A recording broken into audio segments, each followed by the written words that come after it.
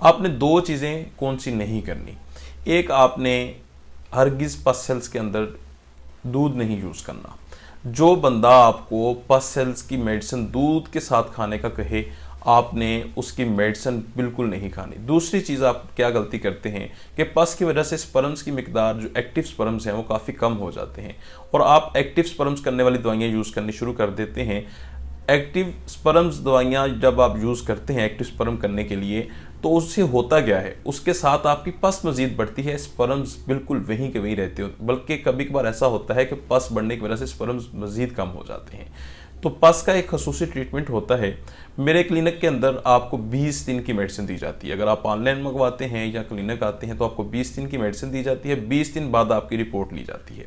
अगर तो आपको अफाका हो जाए तो अगली मेडिसिन आप खुद खरीदते हैं, लेकिन अगर आपको अफाका नहीं होता तो आपको दूसरी मेडिसिन फ्री तब्दील करके दी जाती है।